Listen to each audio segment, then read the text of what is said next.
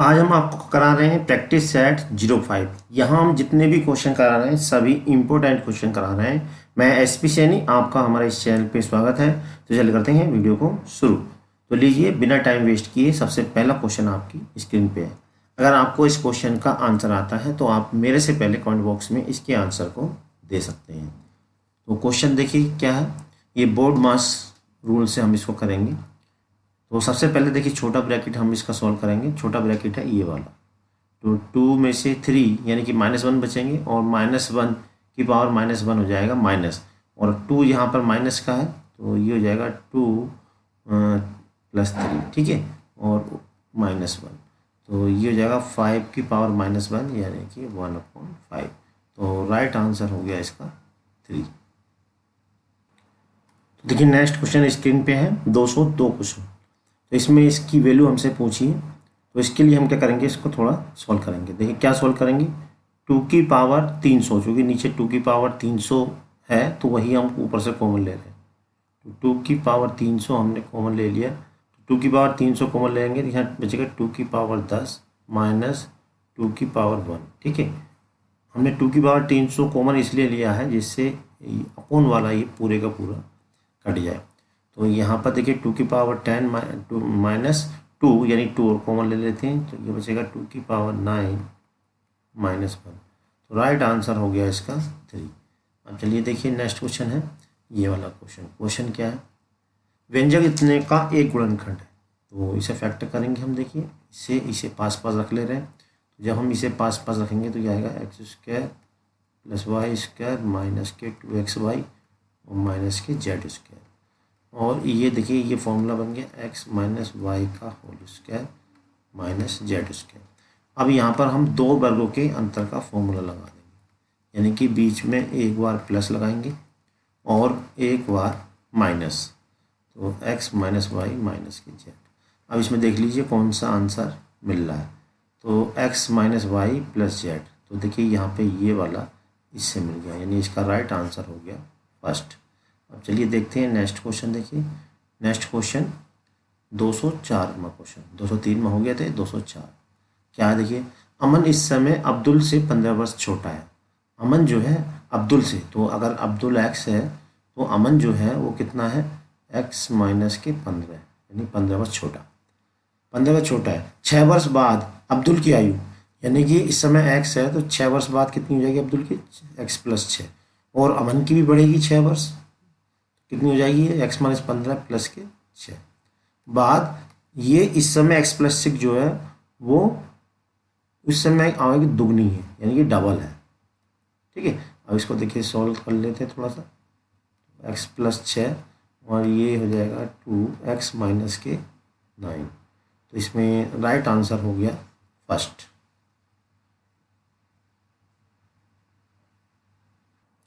ये next question है 205वां question. 36,000 का 10% वार्षिक दर से 2.5 वर्ष यानी 2 वर्ष का चक्रवृद्धि ब्याज कंपाउंड इंटरेस्ट हमसे पूछा है, यदि ब्याज वार्षिक रूप से संयोजित किया जाता है। अब देखिए यहाँ पे अगर फ्रैक्शन के रूप में टाइम दे रखा है तो इसे करने का फॉर्मूला है, मिश्र धन बराबर होता है मूलधन 1 + दर बटे 100 यानी कि परसेंटेज इनटू, यहाँ पर लगाते हैं, यहाँ पर देखिए जो टाइम होता है t, फिर इन दूसरे वाले में 1 + r/100 लिखेंगे, इनटू लिखेंगे जो फ्रैक्शन वाला भाग, यानी t तो हो जाता है ये जो 2 है ये t है, 1/2 जो है ये कहलाता है x/y, ये वाला, ये इतना x/y, ठीक है। ये r हो गया और यहाँ पे ये हो गया p।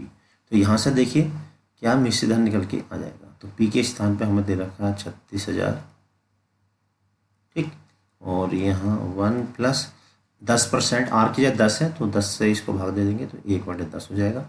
t की जगह यहाँ पे 2 आ गया, 1 + 10% यानी कि 1/10 इंटू में x/y यानी 1/2, ठीक है। अब देखिए इसको सोल्व कर लेते हैं। तो ये हो जाएगा 10 और 11, 11 होते हैं 121 बटे यहाँ पर हो जाएगा 100।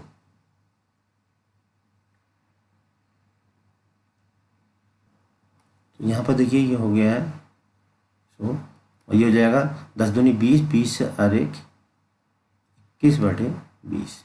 यहाँ देखिए 1 2 3 0 से 1 2 3 0 कैंसिल हो गया और यहाँ यह आ जाएगा 18 बचा। ठीक है, अब यहाँ पर कितना 121, अब इनकी आपस में गुणा कर ले रहे हैं तो आंसर हमारा आ जाएगा।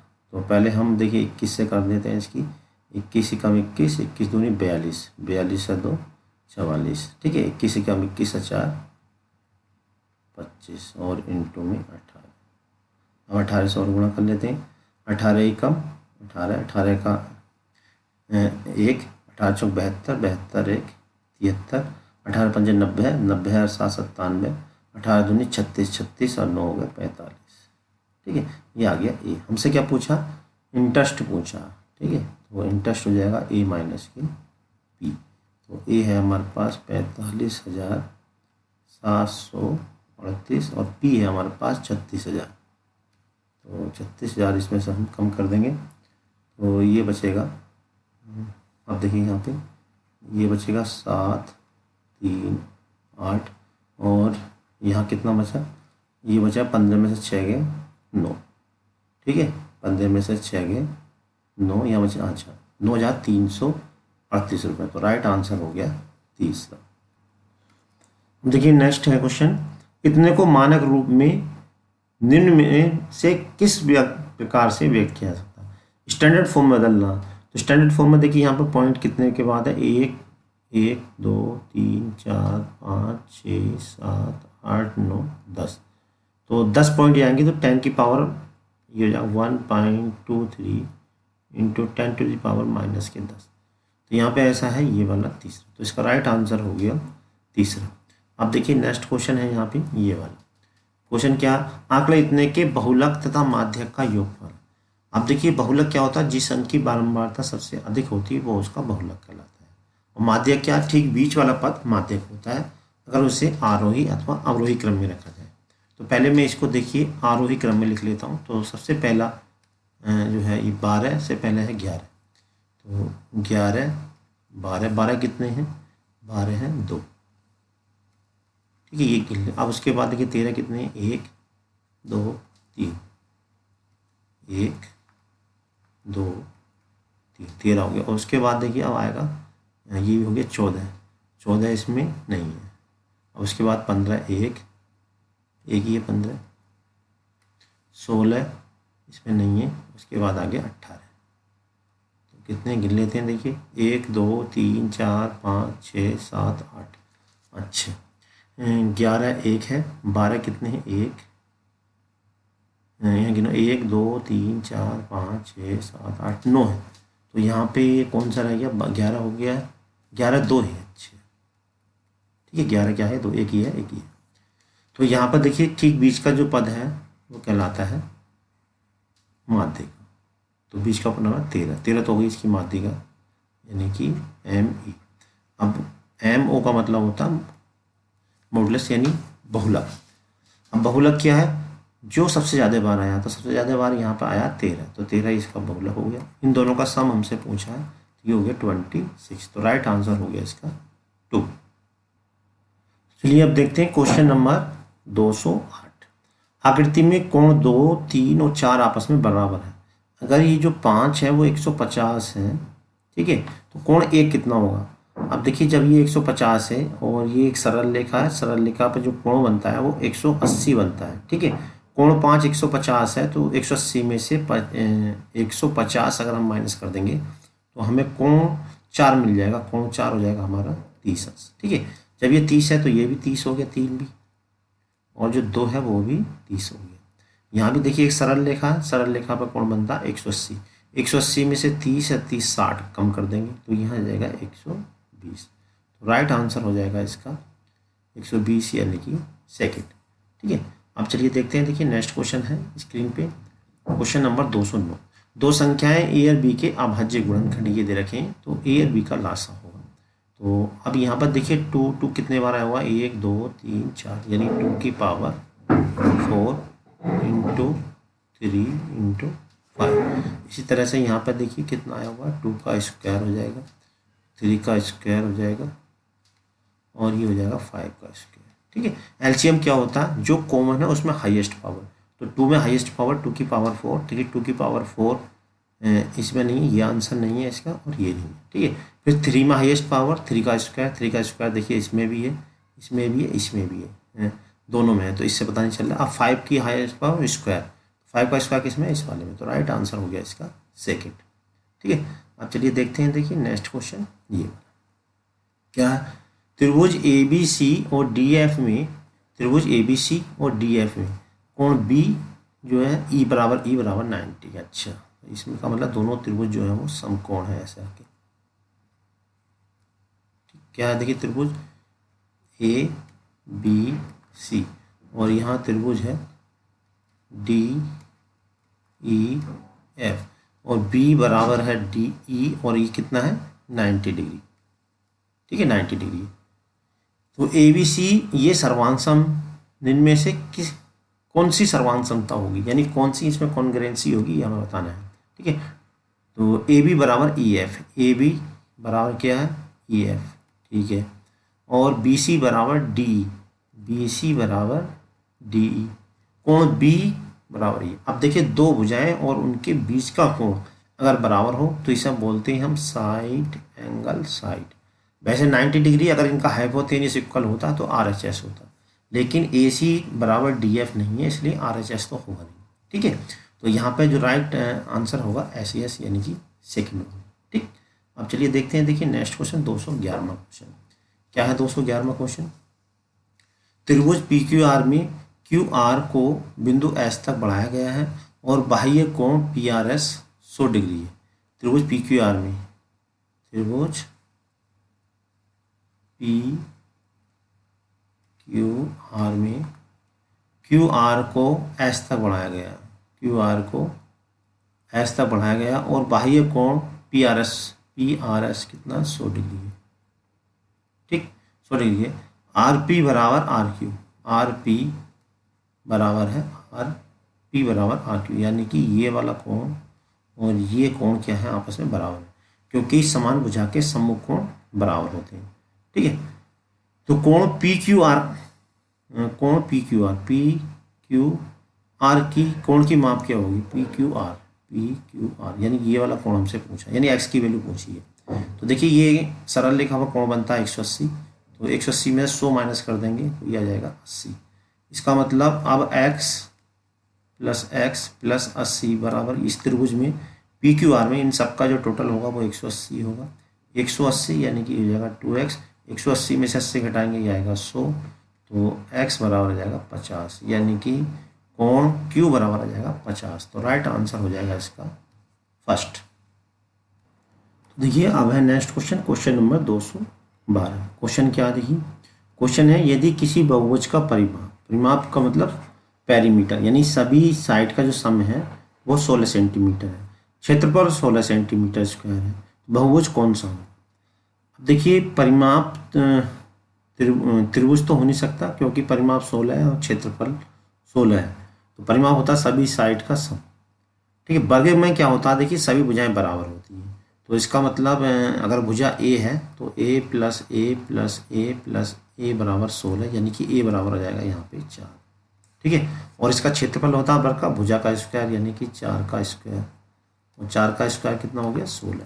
तो यहाँ पर क्या बैठ रहा है, वर्ग बैठा, क्योंकि वर्ग का परिमाप अगर 4 सेंटीमीटर की भुजा है तो परिमाप हो जाएगा 16 और क्षेत्रफल भी 16 ही हो जाएगा। ठीक है, बाकी और किसी में नहीं होगा, तो राइट आंसर हो गया इसका सेकंड।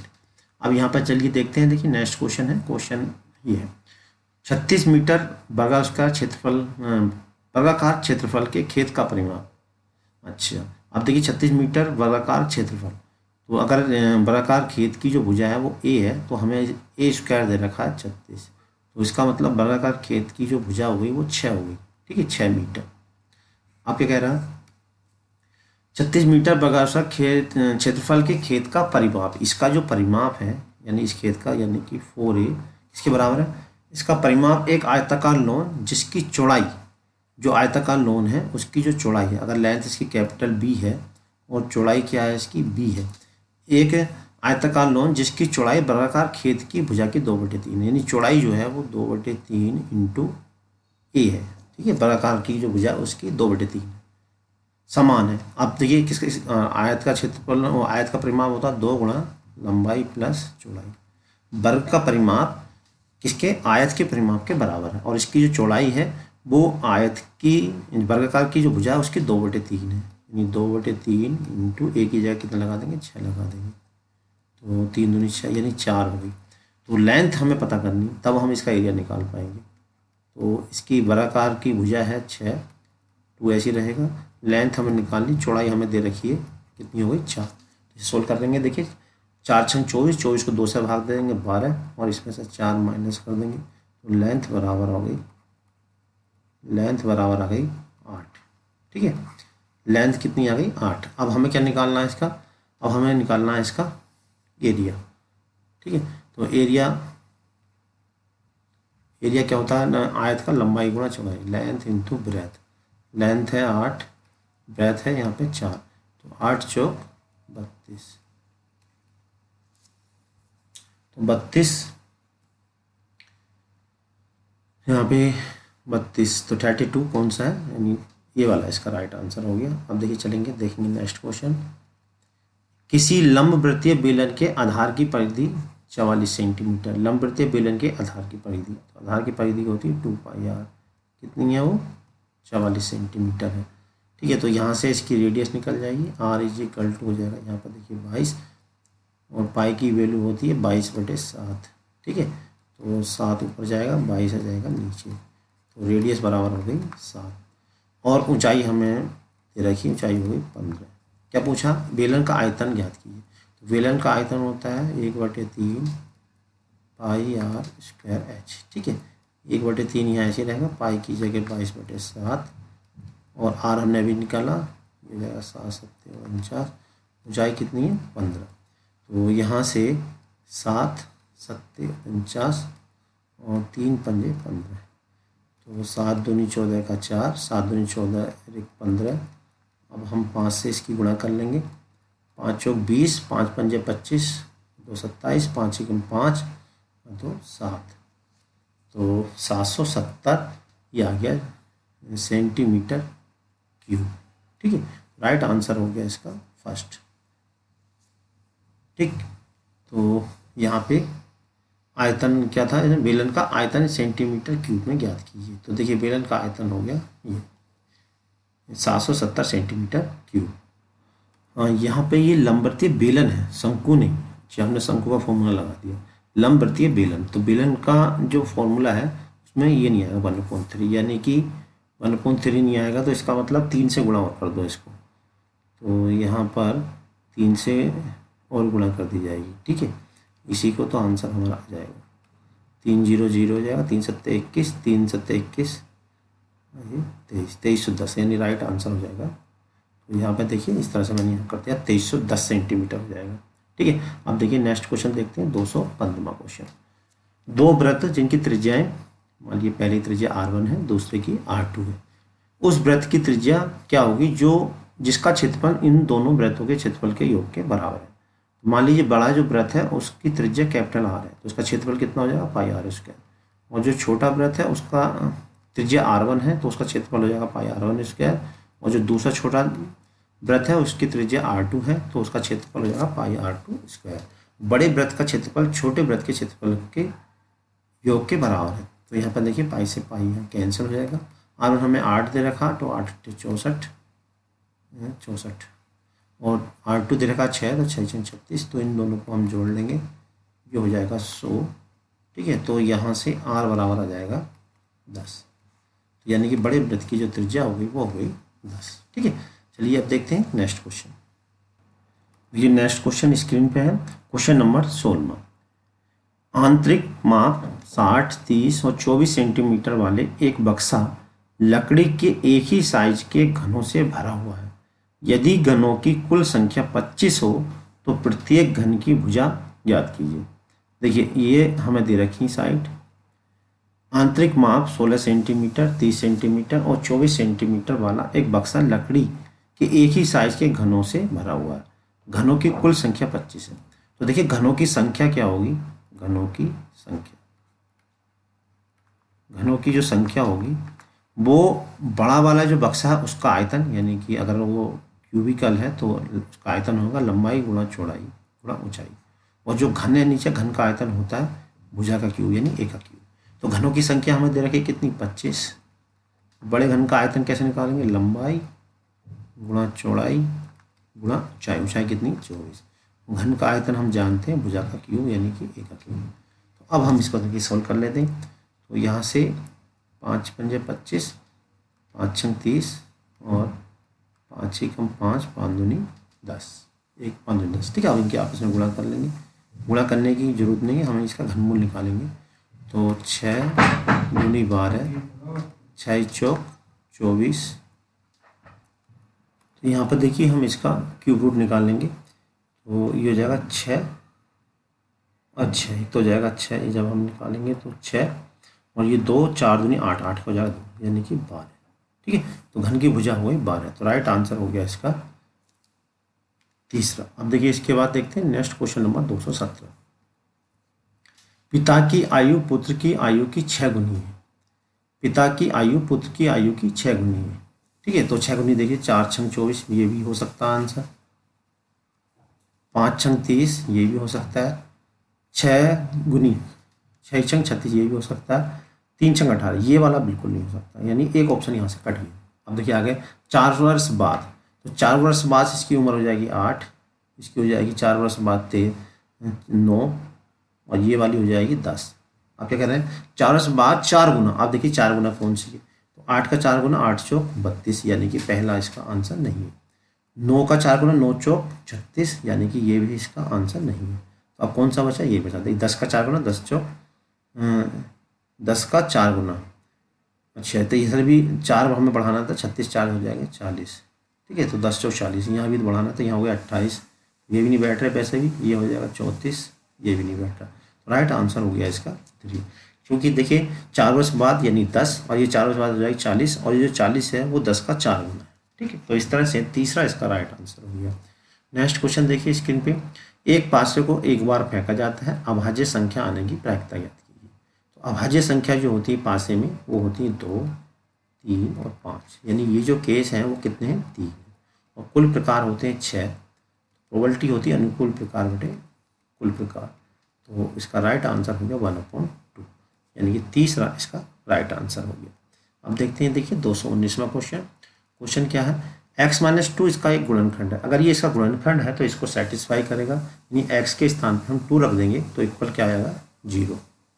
तो यहाँ पर 2 रख देंगे, तो 2 दूनी 4, यहाँ पे 4a हो जाएगा और ये 2b प्लस के 16 इक्वल हो जाएगा 0। तो यहाँ से देखिए इक्वेशन मिल जाएगी 4a प्लस 2b, 2 दूनी 4 दूनी 8 और 16, ये हो जाएगा 24, यानी माइनस के 24, 2 से भाग दे देते हैं, 2a प्लस b आ जाएगा माइनस के 12।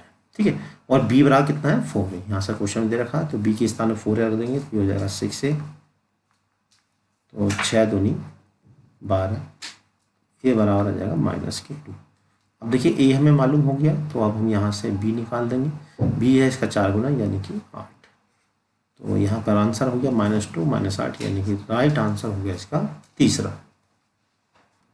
देखिए next question, question number 22 screen पे है। क्या क्वेश्चन, दिए गए चित्र में यदि L समांतर M, यानी कि ये जो है इसके समांतर है। ठीक है, तो जब समांतर है तो ये ये होंगे एकांतर कोण, ये 60 है तो ये भी 60 हो जाएगा। ठीक है, तो x का मान बताइए। तो हम जानते हैं त्रिभुज के सभी कोणों का जो योग होता है वो 180 होता है, तो यानी कि इन सब का जो जोड़ होगा वो 180 हो जाएगा। यहाँ से देखिए x निकाल लेंगे, ये हो जाएगा 60 और 80 140, तो 180 में से 140 माइनस कर देंगे तो x बराबर हो जाएगा 40। क्या कहा हमसे, x की वैल्यू बताइए। राइट आंसर हो गया इसका तीसरा। ठीक है, राइट आंसर हो गया इसका तीसरा। आप देखिए देखते हैं नेक्स्ट क्वेश्चन। देखिए नेक्स्ट क्वेश्चन स्क्रीन पे है। दिए गए चित्र में यदि AOB 40 अंश,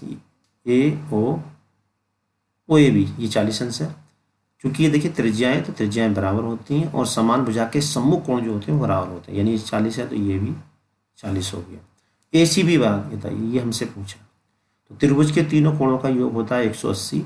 180 में से ये दो का योग माइनस कर देंगे, यानी कि 80 माइनस कर देंगे तो ये हो जाएगा 100। और हम जानते हैं किसी चाप द्वारा केंद्र पे बना कोण शेष परिधि में बने कोण का दुगना होता है, यानी केंद्र पर डबल होता है। Angle at the centre is double remaining part of the circle. तो ये 100 है तो यह हो जाएगा 50। तो राइट आंसर हो गया इसका फर्स्ट।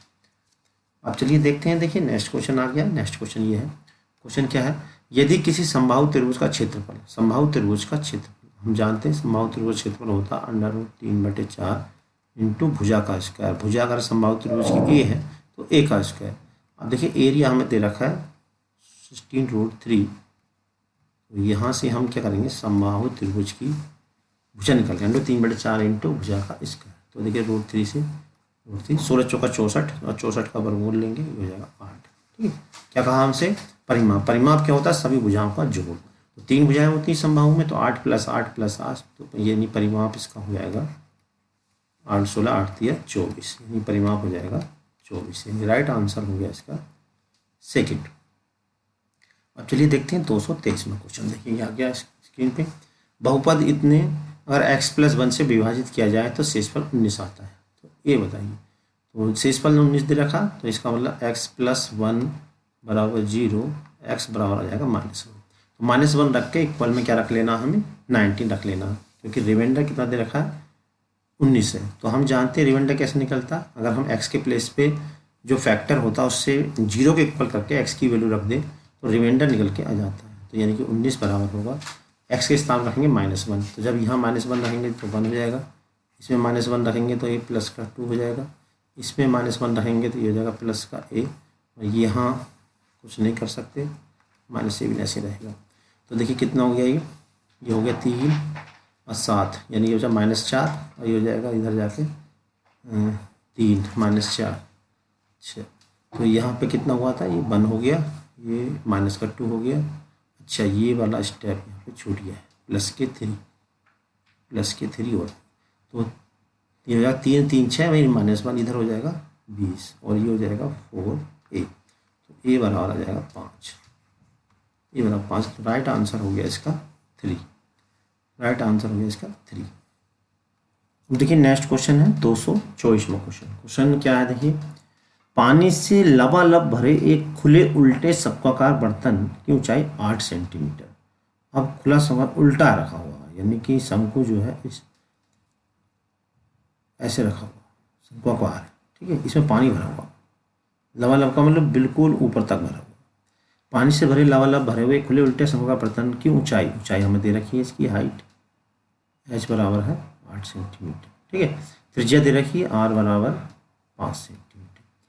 शीशे की कुछ गोलियां डाली जाती हैं, अब इसमें कुछ गोलियां डाल दी, गोलियां बर्तन में डाली जाती है, जिससे बर्तन का 1/4 पानी बहा जाता है, यानी कि इस टोटल के आयतन का, अगर इसका आयतन कैपिटल B है तो B/4 जो है वो पानी बाहर आ जाता है, ठीक है।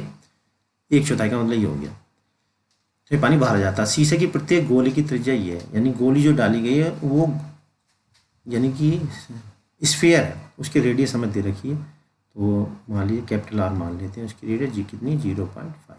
तो बर्तन में गोलियों की संख्या ज्ञात कीजिए। तो क्या गोलियों की संख्या, यानी जितनी गोलियों का आयतन हुआ इतना ही पानी बाहर गिरा होगा। तो गोलियों की संख्या किसके बराबर होगी, गोलियों की संख्या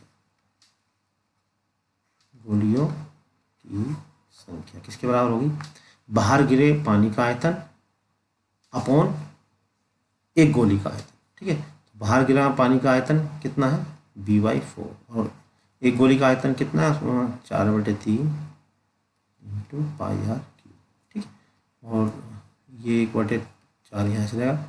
और हम जानते हैं शंकु का आयतन होता है 1/3 πr²h, ठीक है, और इसका आयतन तो है, इसकी जगह हम कैपिटल R लगा देंगे अंतर करने के लिए, 4/3 πr²। अब देखिए इसे सॉल्व कर लेते हैं, पाई से पाई कैंसिल हो जाएगा, और ये 3 से ये 3 कैंसिल हो जाएगा, तो यहाँ आ जाएगा, ये हो जाएगा 1/16, और यहाँ r कितना है इसका 5, हो जाएगा 25, और हाइट है इसकी 8, और इसकी त्रिज्या थी 0.5। 5 पंजे 25 पंजे 125, ठीक है। और यहाँ पे 0.5 ये हो रहेगा, तो इसे हम 1000 ले सकते हैं, ठीक है। तो यहाँ पर ये देखिए, इसे सॉल्व कर लेते हैं।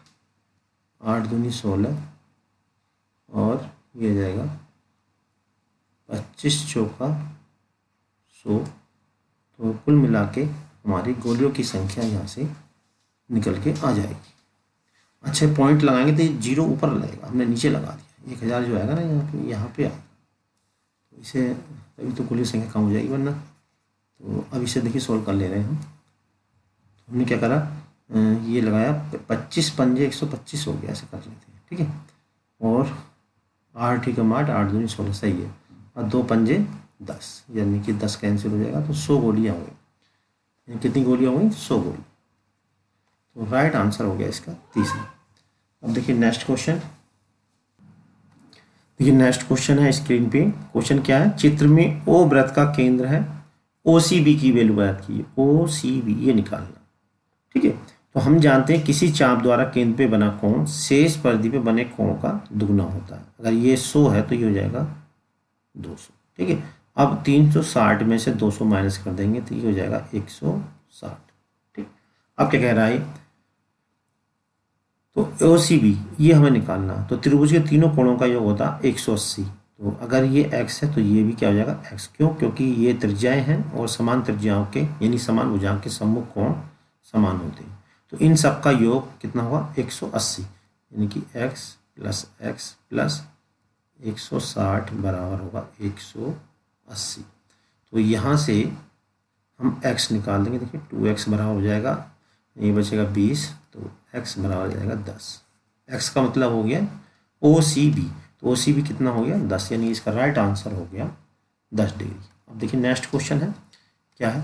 4 ट्रैफिक लाइटें 30 सेकेंड, 45 सेकेंड, 60 सेकेंड और 120 सेकेंड में लाल संकेत देती हैं। यदि सभी ट्रैफिक लाइटें एक साथ आरंभ होती हैं तो सभी एक ही समय पर लाल संकेत देंगी। यानी लाल संकेत कब देंगी सभी ट्रैफिक लाइटें, ये हमें बताना है। तो इनका जो एलसीएम होता है वही सभी का कॉमन समय होता है, क्योंकि एलसीएम क्या होता है, इससे वो भी डिवाइड कर देगा, ये वाला भी डिवाइड कर देगा, ये यानी सबसे छोटी छोटी वो संख्या होती है जिसको ये सभी नंबर उसको डिवाइड कर देंगे। यानी इतने समय बाद वो जो है लाल संकेत देगी। तो मैं अब देखिए इसका एलसीएम निकाल लेता हूँ। 30, 45, 60, 120, ठीक है। अब इसका एलसीएम निकाल लेंगे। तो यहाँ पर कितने से 5 से दे देते हैं। 5 छंग 30, 5 9 45, 5 में 5, 5 दूनी 10, 5 दूनी 10, 5 चौ 20, ठीक है। 3 से 3 दूनी 6, 3 तिया 9, 3 चौ 12, 3 अट्ठे 24। अब यहाँ से 2 से और कर देंगे, 2 दूनी 4 और 2 चौ 8, ठीक। अभी 2 से और आएगा तो 3 2 ये आ गया, ठीक है। अब इनका मल्टीप्लाई कर लेते हैं। 5 तिया 15 दूनी 30 दूनी 60, 60 तिया हो गए 180, 180 दूनी 360। इन 360 सेकेंड बाद ये सभी लाइटें एक साथ फिर लाल संकेत देंगी, ठीक है। अब चलिए देखते हैं नेक्स्ट क्वेश्चन 227वां क्वेश्चन। बहुत इंपॉर्टेंट क्वेश्चन है। दो संख्याएं कैपिटल P और Q का लासा और मासा क्रमशः स्मॉल p और स्मॉल q है, और capital P minus P small q minus q बराबर है, तो इनमें से कौन सा संकेत हो? तो देखिए हम जानते हैं पहली संख्या गुणा दूसरी संख्या बराबर होता है लासा गुणा मासा। लासा P है और मासा क्या है? Q है, ये हम जानते हैं। और हमें कंडीशन दे रखी capital P minus small p बराबर Q माइनस Q, ये दे रखी। तो इसे हम थोड़ा सा पक्षांतर कर लेते हैं, ये इधर आ जाएंगे। कैपिटल स्मॉल वाले एक तरफ कर लिए और कैपिटल वाले एक तरफ कर लिए। अब चूंकि देखिए सभी में स्क्वायर हो रहा है तो पहले हमें इसका स्क्वायर करेंगे।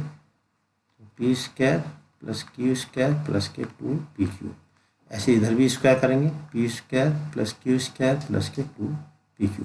अब कैपिटल PQ क्या है? स्मॉल pq के बराबर है, तो यहाँ हम रख देते हैं कैपिटल PQ क्या है? स्मॉल pq के बराबर, ये हमने रख दिया, ठीक है। तो यहाँ पर ये कैंसिल हो जाएगा। तो आंसर कितना होगा, capital P square capital Q square बराबर small p square plus small q square. तो राइट आंसर हो गया इसका फर्स्ट इसका राइट आंसर हो गया। देखिए नेक्स्ट क्वेश्चन आ गया 228वां क्वेश्चन। चतुर्भुज ए बी सी डी के शीर्ष एक वृत्त की परिधि पर स्थित है। एक वृत्त की परिधि पर स्थित है चतुर्भुज ए बी सी डी के शीर्ष, ठीक है। और साथ में इसमें एक बात ये भी दे रखा है कि ए बी जो है वो वृत्त का व्यास है। ए बी सी डी इस तरह से कुछ है, ठीक है। ए बी सी डी क्या है, एक वृत्त की परिधि पर स्थित है। यदि ए बी वृत्त का व्यास है, ए डी सी 130 अंश है, ए डी सी ये कितना है 130 अंश है,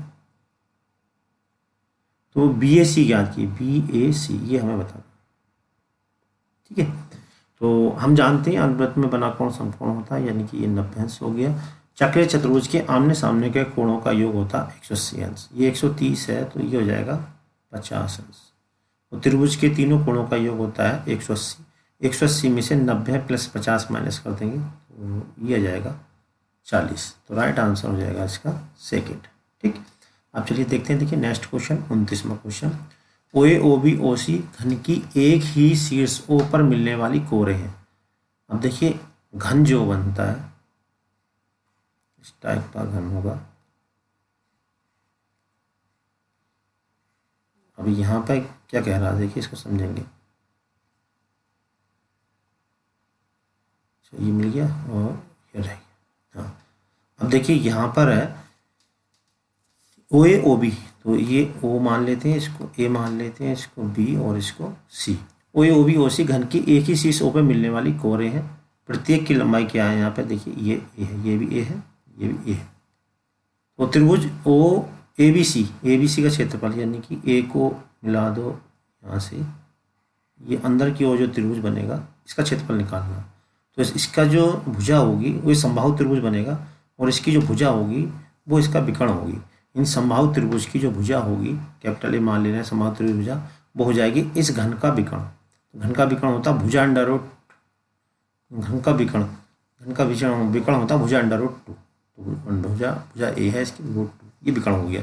अब क्या पूछा हमसे, इसका क्षेत्रफल। तो समबाहु त्रिभुज का क्षेत्रफल होता है अंडर रूट 3/4 इंटू भुजा का स्क्वायर, अंडर रूट 3/4 इंटू भुजा का स्क्वायर। भुजा कितनी ए रूट 2, तो इसका स्क्वायर करेंगे तो ए स्क्वायर इंटू 2, तो कितना हो जाएगा, तो ये हो जाएगा रूट 3/2 का इंटू ए स्क्वायर। तो राइट आंसर हो गया इसका, ये हो गया तीसरा वाला, ठीक है। अब इसी तरह से देखिए एक क्वेश्चन और है। क्वेश्चन है दो बेलनों के आयतन बराबर है तो इनकी ऊंचाइयों का अनुपात बताइए। ऊंचाइयों का अनुपात ये है तो त्रिज्या का अनुपात ज्ञात कीजिए।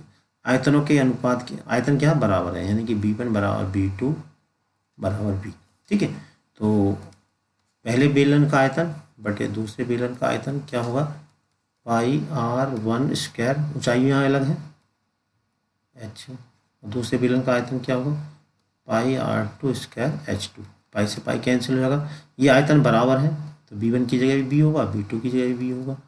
और त्रिज्याओं को ले सकते हैं r1/r2 का होल स्क्वायर और इसकी जगह लिखेंगे h1/h2, ठीक है। ये कैंसिल आउट हो जाएगा।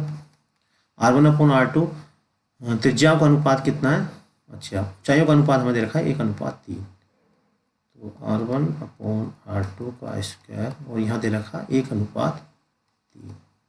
तो अभी यहाँ से देखिए r1/r2 का स्क्वायर बराबर हो जाएगा 3/1।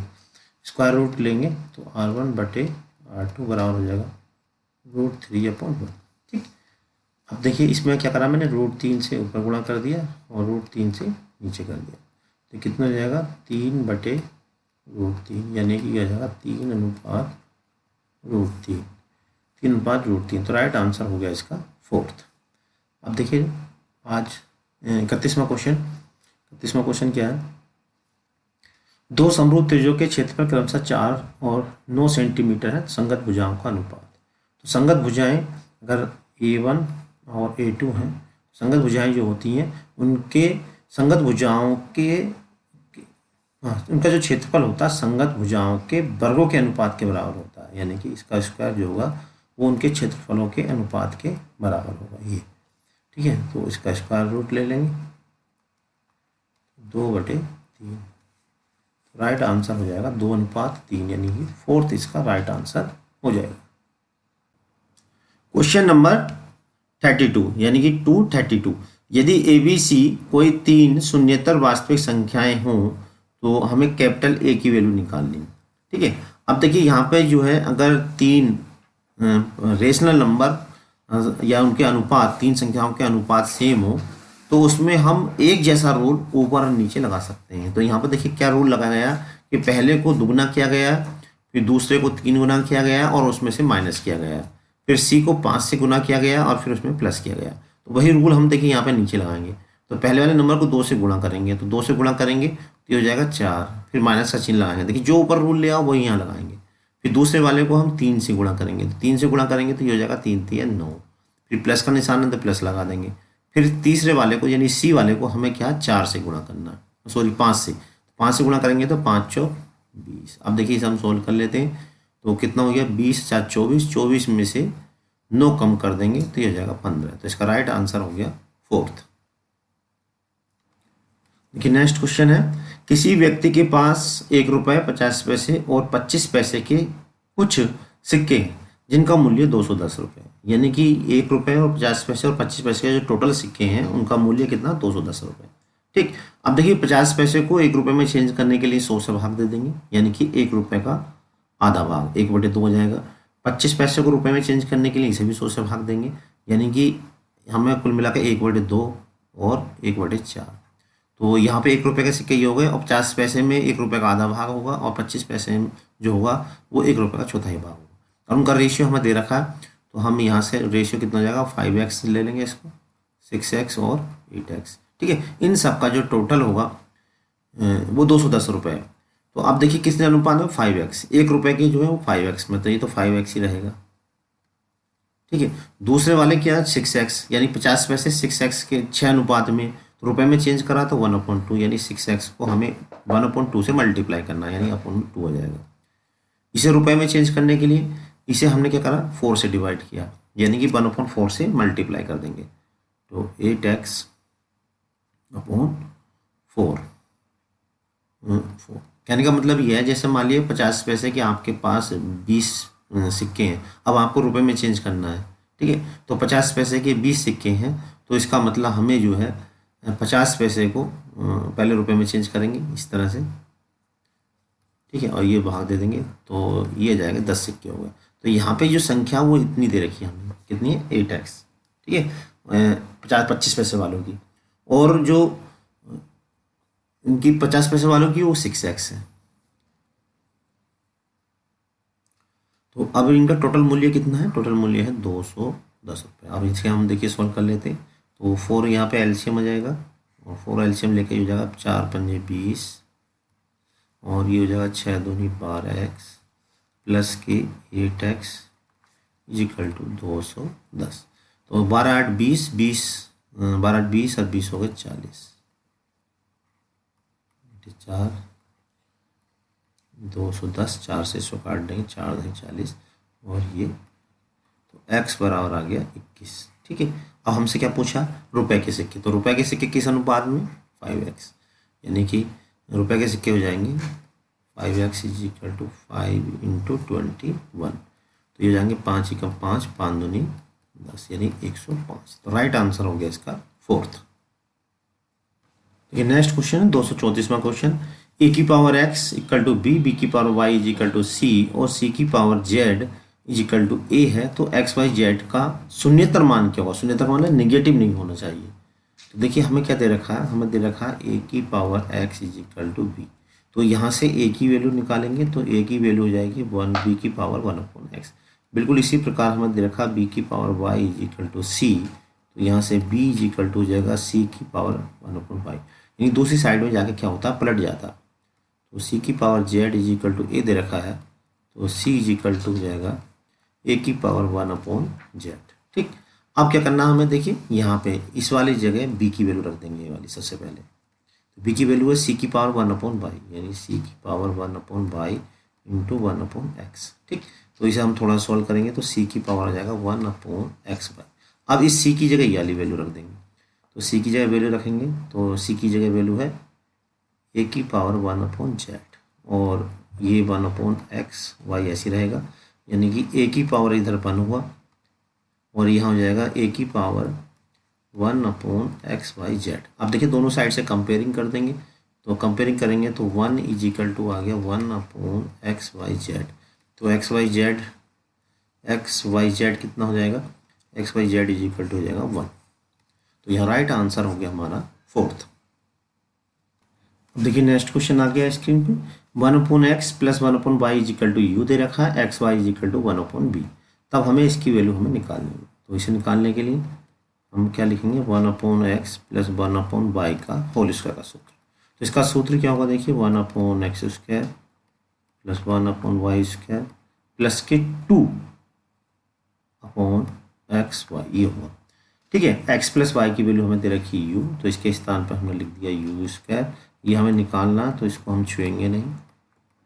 ठीक है, और एक्स वाई की वैल्यू दे रखी है 1/b, तो ये अपोन में है तो 2b पलट जाएगा यहाँ पर, देखिए एक्स वाई, या इसका हम व्युत्क्रम करें 1/xy इज इक्वल टू जाएगा b/1। ठीक है, तो 1/xy की जगह b/1 यानी कि 2b हो जाएगा। तो यहाँ से इसकी वैल्यू पूछिए, तो 1/x² plus 1/y² is equal to हो गया u² माइनस के 2b, यानी राइट आंसर हो गया तीसरा। देखिए नेक्स्ट क्वेश्चन है क्वेश्चन नंबर 236, यानी 36 क्वेश्चन।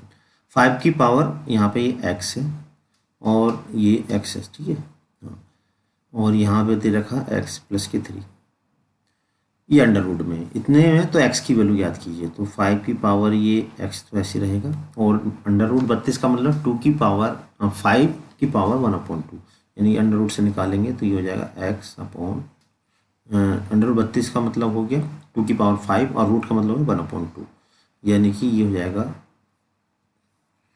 5/2 हो जाएगा, 5/2, यानी कि 5 ऊपर आएगा। थोड़ा सा इसको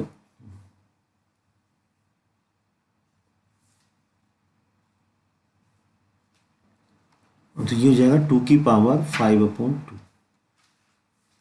इंटू में x प्लस के 3 इक्वल टू कितना 50। तो 50 को क्या ले सकते हैं हम, इसको ले सकते हैं 5 का स्क्वायर इंटू 5×5 = 25, 25 दूनी 50, ऐसे ले सकते हैं। ठीक है, आप देखिए दोनों साइड से हम कंपेयरिंग करें तो x इज इक्वल टू आ गया 2, और x इक्वल टू 2 ये तभी होगा जब ये दूसरी वाली जो कंडीशन है उसे भी सेटिस्फाई करे। तो यहाँ पे ये आ जाए 2x प्लस 3, यहाँ पे x की ये वाली वैल्यू रख के 1 आना चाहिए, तो रख कर देख ले रहे हैं। देखिए x की जगह जब हम 2 रखेंगे तो ऊपर हो जाएगा 10 और नीचे 2 और 3 5, 5 दूनी 10, यानी कि बिल्कुल सेटिस्फाई कर रहा है। तो इसका मतलब x की वैल्यू हो गई 2, तो राइट आंसर हो गया इसका 3। क्वेश्चन नंबर 237, यानी 37वां question, the value of this, इसकी वैल्यू हमसे पूछी। तो देखिए यहाँ पे ये बहुत फेमस क्वेश्चन है, कई बार ये आ चुका है। tan 1 को हम क्या ले सकते हैं, tan 90 डिग्री माइनस 89 ले सकते हैं ऐसा। इसी तरह से tan 2 को क्या लिखेंगे, tan 90 डिग्री माइनस 88। ठीक, और बिल्कुल इसी प्रकार से जो लास्ट वाला होगा अंतिम वाला, तो उसको हम लिखेंगे tan, इसको ऐसे रहने देते हैं tan 89 डिग्री। ठीक है, अब देखिए यहाँ पर tan 90 माइनस थीटा क्या होता है, tan 90 माइनस थीटा होता है कोट 89 डिग्री। इस तरह से ये होगा कोट 88 डिग्री। ठीक है, और लास्ट वाले को tan को कोट में चेंज करेंगे तो ये हो जाएगा कोट 89 डिग्री।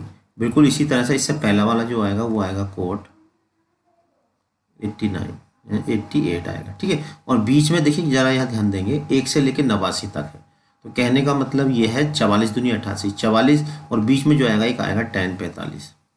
ठीक है, तो यहाँ पर देखिए ऐसे ये कैंसिल हो जाएंगे और सब इस तरह से कैंसिल हो जाएगा, बीच में tan 45 बचेगा, और tan 45 की वैल्यू भी 1 होती है। तो राइट आंसर हो जाएगा इसका सेकंड।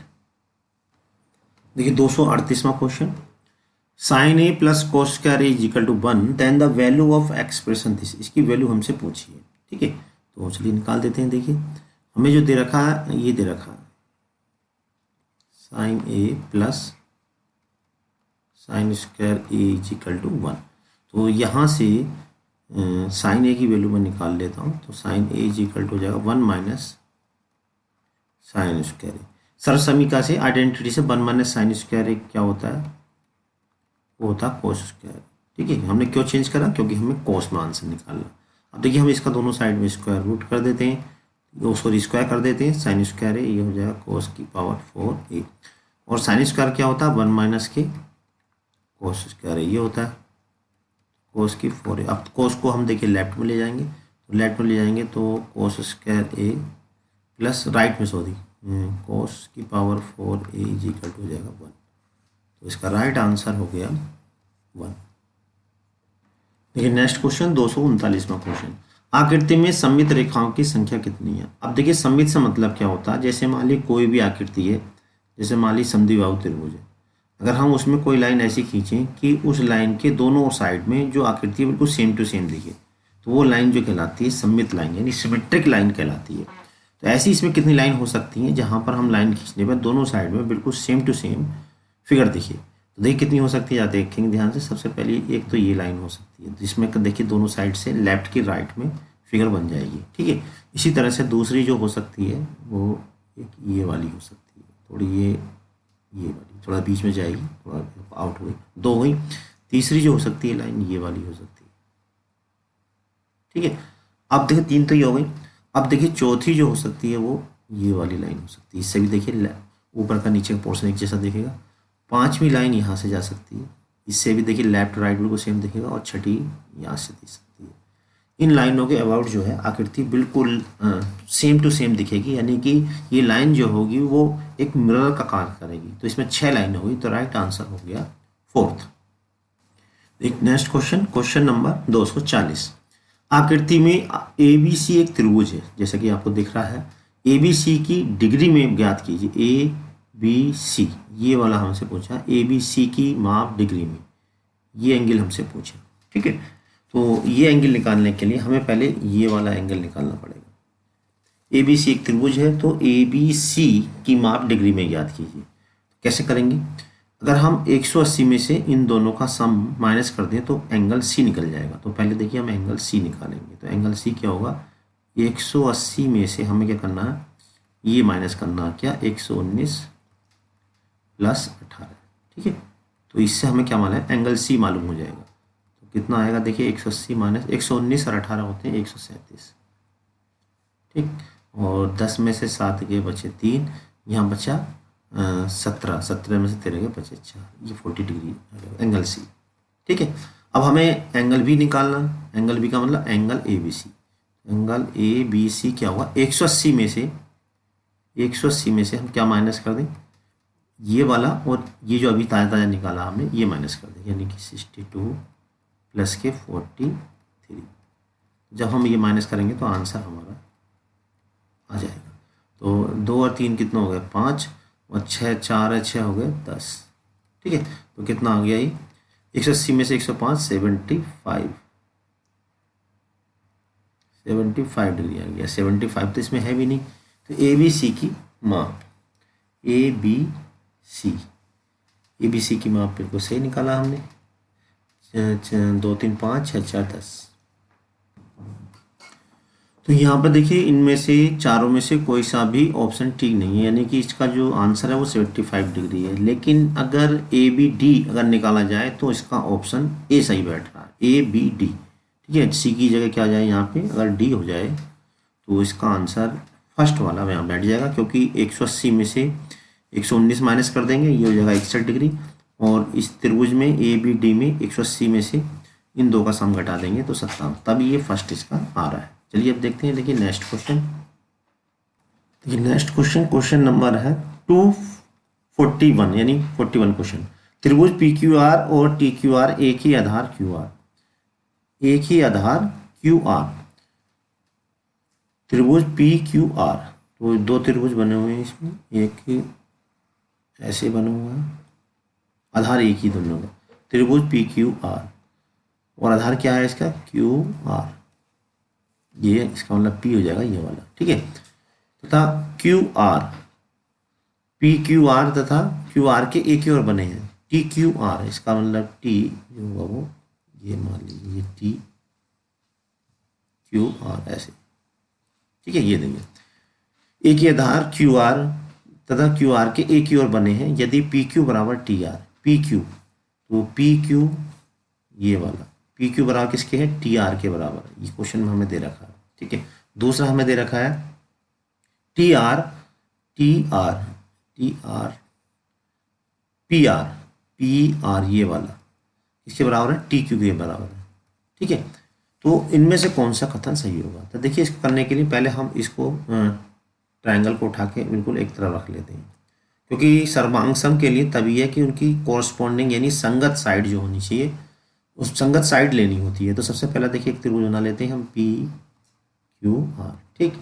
अब इसमें क्या देखना हमें, देखिए पी क्यू के इक्वल में टी आर रखना, तो हमें पी क्यू के इक्वल में टी आर, तो इसका मतलब टी यहाँ रहेंगे आर हमें यहाँ लेंगे, तो पी क्यू के इक्वल टी आर हो गया, ठीक है। उसके बाद क्या करना है हमें पी आर के इक्वल टी क्यू लिखना, पी आर के इसका मतलब क्यू यहाँ आ जाएगा, ठीक। तो अब ये सर्वांग सम तभी हो सकता है जब ये वाला एंगल इक्वल हो पी इक्वल टू टी हो, तो कहीं पी इक्वल टू टी बीच में पी नहीं है, पी इक्वल टू टी किसी में भी नहीं है, तो इसका मतलब ये गलत है नहीं। या Q is equal to R, तो Q is equal to R, इसमें देखिए बीच वाले में Q is equal to R, इस वाले में बैठ रहा है देखिए Q is equal to R, ठीक है। और ये तो दोनों में समान है ही, ये इनका समान है ही, तो एक तरह से ये तो सर्वांग सम तो है ही, ठीक। लेकिन एंगल क्या होना चाहिए, कॉरस्पॉन्ड सेम होना चाहिए, तो कॉरस्पॉन्ड एंगल कौन सा बैठ रहा है, Q is equal to R, ये वाला बैठ रहा है बस कॉरस्पॉन्ड एंगल, ठीक है। Q is equal to are,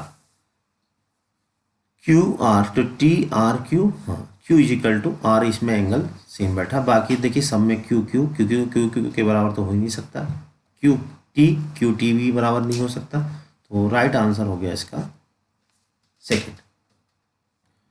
अब देखिए नेक्स्ट क्वेश्चन है क्वेश्चन नंबर 242, समीकरण इतने का एक उभयनिष्ठ गुणनखंड है यानी कॉमन फैक्टर कौन सा है, तो कॉमन फैक्टर वो होता है जो इसे अगर हम जीरो के इक्वल कर दें और इक्वल करके एक्स की वैल्यू रखने पर दोनों को जीरो करें, तो यहाँ पर देखिए ये जो माइनस वाले हैं तो माइनस वाले में अगर हम इक्वल के जीरो करेंगे तो प्लस में आएगी, और ये कभी भी जीरो नहीं हो सकता प्लस में होकर, तो इसका मतलब माइनस वाले ये दोनों तो आंसर हो ही नहीं सकते। अब इन दोनों में से कोई एक होगा, तो अब हम इसे चेक कर लेते हैं। देखिए यहाँ से इसको जीरो के इक्वल रखेंगे तो एक्स इक्वल टू -5, क्योंकि माइनस होना जरूरी है इसको जीरो करने के लिए, ठीक है। ये वाला तो हो सकता है नहीं है, और यहाँ से इक्वल में जीरो रखेंगे तो एक्स इज इक्वल टू -2। अब देखिए इसमें से अगर ये रख के जीरो हो गया तो यही आंसर है, नहीं हुआ तो सेकंड वाला हो जाएगा। तो हम पहले वाला चेक कर लेते हैं, तो एक्स के स्थान पर देखिए हमने 5 रखा, एक्स के स्थान पे -5, देखिए चेक कर रहे हैं क्या आएगा, 5 पंजे 25 और 7 पंजे 35 प्लस के 10, और ये हो गया 25 10 हो गया 35 माइनस के 35, ठीक है। तो पहले वाले को जीरो कर रहा है, अब इसे दूसरे वाले को भी चेक करेंगे, यहाँ पर कितना हो जाएगा, 5 पंजे 25 हो जाएगा और 5 दिया 15 हो जाएगा माइनस के 10। अब देखिए इसे सेटिस्फाई नहीं कर रहा है क्योंकि दोनों को करना चाहिए था, तो जब ये वाला सेटिस्फाई नहीं कर रहा है तो अब कौन सा बचा, ये पहले ही नहीं थे आंसर, तो राइट आंसर हो गया। तो आप चेक करना चाहें तो चेक कर सकते हो, लेकिन ज़रूरत नहीं, ठीक। चलिए देखते हैं नेक्स्ट क्वेश्चन। ये क्वेश्चन है दो धनात्मक संख्याओं का योगफल 63 है, दो धनात्मक संख्या योगफल 63 है। मान लीजिए एक संख्या x है तो दूसरी कितनी हो जाएगी 63 - x, ठीक। यदि उनमें से एक संख्या x दूसरी संख्या की दुगनी है, यानी x जो है वो दूसरी संख्या कौन सी, ये वाली, इसकी दुगनी है, ऐसे 63 - x, तो इनमें से कौन सी समीकरण सत्य होगी। तो देखिए इसको हम यूँ ले सकते हैं, x/63 - x is equal to 2, तो कौन सा है इसमें, फोर्थ वाला इसका राइट आंसर हो गया। Question number 244, x + y + z equal to 4, और ये दे रखा और माइनस में ऐसा दे रखा, तो x y z में कोई भी शून्य नहीं है यानी जीरो नहीं है, तो x y z की वैल्यू निकालनी। तो इसके लिए देखिए हम फॉर्मूला जानते हैं, x + y + z का होल स्क्वायर क्या होता है, x² + y² + z² प्लस के 2xy प्लस के 2yz प्लस के 2zx, ये फॉर्मूला होता है। तो यहाँ से x² + y² + z² की वैल्यू हमें x + y X Y Z की वैल्यू निकाल ली, तो हम क्या करें, यहाँ से 2xyz कॉमन ले लेते हैं। जब हम 2xyz कॉमन लेंगे तो यहाँ क्या बचेगा, यहाँ बचेगा 1/z, यहाँ बचेगा 1/z। यहाँ पर देखिए 2y z गया तो 1/x बचेगा, यहाँ बचेगा 1/y। ठीक है, अब देखिए इसकी वैल्यू x + y + z की वैल्यू 4 है, यानी इस स्क्वायर हो गई, तो यहाँ पर तो 16 ऐसी रहेगा। हमें जो निकालना, इसकी स्क्वायर की वैल्यू हमें मालूम है 6 है, यहाँ पे इसके स्थान पर हमने 6 रख दिया। ठीक है, प्लस के 2xyz यहाँ ऐसे रहा, और इसे ऊपर लेके जाएंगे तो ये बन जाएगा, और इसकी वैल्यू कितनी है, यहाँ पे 1 है, तो 16 में 6 का कितना बचा 10, और ये 2 में पहुँच जाएगा इसके, तो यहाँ आ जाएगा xyz, तो आंसर हो जाएगा इसका 5। तो राइट आंसर हो गया इसका 4th। देखेंगे नेक्स्ट क्वेश्चन। पाई चार्ट एक व्यक्ति के खर्चों को प्रदर्शित करता है। इसकी कुल आमदनी 28,000 है। यदि वह 4,900 रुपये की बचत करता है तो एक्स का मान ज्ञात कीजिए। तो देखिए कितनी बचत कर रहा है वो, 4,900। तो यहाँ पर दे रखा है 28,000 का कितना x%, x degree equal to दे रखा है 49। ठीक है, तो यहाँ 28,000 का कीजिएगा मल्टीप्लाई, और डिग्री को इसमें डिग्री हटाएंगे तो यहाँ पर लिखेंगे 360, क्योंकि x थीटा बटे 360 होता है। थीटा यहाँ पर दे रखा है x, तो इसको निकालने के लिए 328 का कितने, अब ये 4900, तो अब ये सॉल्व कर लेते हैं। देखिए 2 0, एक ये वाला 0 तो इससे गया, 2 0 यहाँ से कैंसिल हो गए। ठीक है, तो अब इसे x हमें निकालना, तो x बराबर हो गया 49 × 36/28, तो 4 9 36, 4 7 28, 7 7 55, 7 9 63, तो राइट आंसर आ गया इसका 63 डिग्री। ठीक है, एक्स नहीं तो इसे या तो यहाँ पे ऐसे ले सकते हैं डायरेक्ट 360। ठीक है, इसे बात एक ही, तो यहाँ पर मल्टीप्लाई डायरेक्ट भी कर सकते हो। नेक्स्ट क्वेश्चन देखिए, देखते हैं क्वेश्चन नंबर 246। दोनों सिरों पर खुली एक बेलनाकार नली धातु की बनी हुई है। ठीक है, इसका आंतरिक व्यास इतने सेंटीमीटर, यानी कि उसकी जो आंतरिक त्रिज्या हो गई r1 बराबर, इसका आधा कर दो तो 2 पंजे 10, 2 6 12। ठीक है, उसकी लंबाई इतनी है, तो इसका मतलब हाइट जो हो गई वो 21 सेंटीमीटर हुई। और धातु की सभी जगह मोटाई है, जब मोटाई इतनी है तो बाहर वाली जो त्रिज्या हो जाएगी वो अंदर वाली त्रिज्या में मोटाई इतनी है 0.4 प्लस कर देंगे, तो 5.6 प्लस 0.4, यानी बाहर वाली त्रिज्या हो गई 6। ठीक है, धातु का आयतन ज्ञात की, तो धातु का आयतन क्या हुआ, बाहरी बेलन का आयतन माइनस आंतरिक बेलन का आयतन। बाहरी बेलन का आयतन होगा पाई r2² h माइनस के पाई r1² h। ठीक, अब देखिए यहाँ पे पाई हम कॉमन ले लेते हैं, यहाँ पे हो जाएगा r2² माइनस r1², तो 2 रो का अंतर हो जाएगा। यहाँ पे मैं डायरेक्ट कर देता हूँ r2 माइनस r1 और r2 प्लस r1, इंटू में क्या बचेगा h बचेगा। ठीक है, पाई बाहर हो गया, r2² माइनस r1², यहाँ पे एक बार प्लस कर दिया, एक बार माइनस कर दिया। अब यहाँ पे सारी वैल्यू हम रख देते हैं, पाई की जगह 22/7 हमने रख दिया, r2 माइनस r1 यानी कि इसमें से ये वाला माइनस करना, तो 6 में से 5.6 माइनस करेंगे तो बचेगा 0.4। अभी इन्हें प्लस करेंगे r2 प्लस r1, तो r2 प्लस r1 प्लस करेंगे तो 6 5 11, 11.6, और हाइट हमें दे रखी है 21। ठीक है, इनकी मल्टीप्लाई करेंगे तो आंसर हमारा आ जाएगा। तो यहाँ से पहले काट लेते हैं, 7 दिया 21, तो 6 में 7। ठीक है, अब इनकी देखिए मल्टीप्लाई करेंगे, 3 चौक 12, 12 दूनी 24, और 12 दूनी 24 और 2 26, और यहाँ पे 2 के 5 पॉइंट मैंने यहाँ पे लगा देते हैं। चलिए ठीक है, अब इंटू में 11 106, इसकी मल्टीप्लाई कर देंगे। देखिए हमने क्या करा, 4 दिया 12, 12 दूनी 24, और 12 दूनी 24 2 26, पॉइंट एक ही है, तो 2 के बाद पॉइंट लगे। अब इसकी मल्टीप्लाई हम कर लेते हैं, 2 के बाद पॉइंट लगा देंगे 1 1 6, तो 6 चौक 24, 6 छंग 36 और 2 38, 6 दूनी 12 और 3 15। अब यहाँ पे आ जाएगा 4 6 2 4 6 2। तो ये हो गया 4 8 और 4 12, 6 5 11 और 4 15 और 1 16, 2 1 3 3 और 6 9 1 10 का 0 और ये 3। तो यहाँ पे 2 के बाद पॉइंट, तो 306.24, तो 306.24 ये वाला, तो सेकंड इसका राइट आंसर हो गया।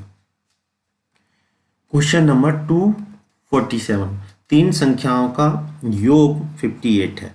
पहली संख्या और दूसरी संख्या में इतना अनुपात है, यानी कि पहली और दूसरी में, यानी कि ए और बी में जो अनुपात है वो 4:9 है, ठीक है। और दूसरी बी और सी में जो अनुपात है वो 9:16 है, ठीक है। तो पहले हम इन तीनों में क्या अनुपात है ये पता लगाएंगे, यानी ए अनुपात बी अनुपात सी। तो ये मैंने बता रखा, तो क्या करना, पहले इसकी कर देनी 4 9 36 और फिर इसी की सेकंड वाले से कर देनी 9 9 81 और फिर इन वाले की इसकी इधर कर देनी 16 9 144, ठीक है। अब किसी से भाग दिया जा रहा है तो उसे भाग दे देंगे, 9 चौक 36, 9 9 81 और 9 एकम 9, 9 छंग 54, ठीक है। तो इन सब का जो योग है वो कितना 54 है। तो इसका मतलब क्या हो जाएगा 4x प्लस के 9x प्लस, क्योंकि अनुपात दिया होता है तो एक अचर राशि साथ में ले लेते हैं, इन सब का टोटल कितना 58। तो 16 4 20 9 29, 29 को 58 से भाग देंगे आ जाएगा 2। अब कहा क्या हमसे, फर्स्ट और लास्ट यानी पहली और तीसरी का योग, 4x प्लस के 16x ये हो जाएगा 20x और x की जगह 2 रख देंगे तो यहाँ आ जाएगा 40। राइट आंसर हो गया इसका फर्स्ट। क्वेश्चन नंबर 48, 10 मीटर लंबी 6 मीटर ऊंची और 22.5 सेंटीमीटर मोटी दीवार बनाने में कितनी ईंटों की आवश्यकता होगी यदि प्रत्येक ईंट का आकार ये है, ठीक है। तो देखिए ईंटों की संख्या निकालने के लिए तो क्या करना हमें, बड़ी दीवार के आयतन को एक ईंट के आयतन से डिवाइड कर देना, और ईंट का जो आयतन होगा वो होगा लंबाई गुणा चौड़ाई गुणा, दीवार का आयतन होगा लंबाई गुणा चौड़ाई गुणा ऊंचाई। लंबाई इसकी 10 मीटर है, चूंकि ये सेंटीमीटर दे रखा तो इसको सेंटीमीटर में चेंज कर लेंगे, 10 मीटर होगा 1000 सेंटीमीटर, यानी 100 से गुणा कर लेंगे। दूसरा 6 मीटर है, इसको 100 से करेंगे 600 हो जाएगा। तीसरा इसे ऐसे रहने देंगे 22.5। अब देखिए अपोन में क्या है, ईंट, एक ईंट के आयतन से इसको डिवाइड कर देंगे, एक ईंट का आयतन यानी 25 गुणा 12 गुणा 9। तो सबसे पहले हम पॉइंट हटा लेते हैं, यहाँ पे ये आ गया, देखिए। तो 25 नमा 225, इसे 10 यहाँ आ जाएगा और यहाँ पे एक जीरो से हम ये जीरो काट देंगे, तो 12 पंजे 60 और 1000 की 5 से गुणा कर लेंगे तो कितनी आ गई 5000 ईंटों की आवश्यकता होगी। तो राइट आंसर हो गया इसका 3। चलिए देखते हैं अब नेक्स्ट क्वेश्चन। क्वेश्चन है 234 रुपये को 3 व्यक्तियों में ABC में इतने के अनुपात में बांटा जाना था, परंतु गलती से इस अनुपात में बदले, यानी बटा हटा दिया उन्होंने 1/, ठीक है। किसको सबसे अधिक और कितना लाभ हुआ, ऐसा करने से किसको फायदा हुआ, तो देखते हैं किसको फायदा हुआ, पहले पता लगाएंगे। तो अनुपात दिया हुआ तो हम क्या करेंगे x/2, अनुपात हटाने के लिए x से मल्टीप्लाई कर दी, x/3 प्लस के x/4, ये टोटल कितना है इसका 234। तो पहले पता करेंगे कि ऐसा बांटने पर ABC को कितने कितने मिले। तो यहाँ पर देखिए 12 LCM हो जाएगा, 6x, 3 चौक 12, 4x, 4 तिया 12 बराबर 234। तो 6 3 9, अच्छा हो जाएगा 15, 6 4 10, सॉरी 6 4 10 13x हो गया, ठीक है। और इक्वल टू 234 गुणा 12, तो 13 ही कम 13, 10 बजे 13 अट्ठे 104। तो x इज इक्वल टू आ गया 12 अट्ठे 96, 12 कम 12 और 9, 12 9 गए 21, 216 हो गया, ठीक है। तो पहले को कितना मिला ए को, पहले ए का पता लगाते हैं। तो ए को जो मिला वो x/2 है, x/2 का मतलब 108 रुपये मिले, ठीक है। और बी को कितने मिले, बी को x/3, तो x/3 का मतलब 3 से भाग देंगे, 3 7 21 यानी 72 रुपये मिले। सी को कितने मिले, सी को मिले XY4, 4 से भाग देंगे, 4 पंजे 20, 4 चौ 16, ऐसे रुपए मिले। अब 2 3 4 में बढ़ते तो कितने मिले ये पता लगाएंगे। तो इसको तो सीधे कर देता हूँ, देखिए मैं 2x प्लस के 3x प्लस के 4x बराबर सॉरी कितना 234। तो यहाँ हो गया 4 3 7 8 2 9, 9 से इसको भाग देंगे तो 9 दूनी 18 और 9 9 छंग 54, यानी 26 आ गया। तो अब कितना कितना मिल रहा है ए को मिलेगा। अब देखिए x 2x, ए को कितना मिल रहा है अभी ऐसा करने से 2x, यानी कि 52 रुपये मिले। ठीक, 26 से 2 से गुणा कर देंगे। बी को कितना मिले, बी को है 3x, 3x का मतलब 26 दिया 75, 3 से 3 चंग 18, 3 दूनी 6 78 रुपये मिले। सी को कितने मिले, 4 से गुणा करेंगे तो सी को हो जाएगा 4x, यानी कि 4 छंग 24, 4 दूनी 8 और 2 10, 104 रुपये।